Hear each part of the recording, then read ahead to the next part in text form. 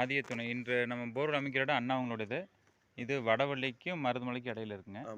இப்போ நம்ம பாயிண்ட் வந்துங்க, அண்ணா உங்களுக்கு ஜலமூலையில் அந்த பாலக்கால் போட்டிருக்காங்க. இதுலேருந்து நேர் வடக்கு பக்கமாக நம்ம அமைச்சிருக்கோம். இந்த பாயிண்ட் பார்த்திங்கன்னா இது அதிக தண்ணி. இதுக்கு மேற்கு பக்கம் இருக்கிறது பாலக்கால்லேருந்து மேற்கு பக்கம் இருக்கிறது அதிக தண்ணி. பாலக்கால்லேருந்து வடக்கு பக்கம் இருக்கிறது மீடியமான தண்ணி. மொத்தம் இங்கே 3 பாயிண்ட் அமைச்சிருக்கு. இந்த ஓரத்துலேருந்து 8 அடிக்குள்ளே கட்டடம் வருது.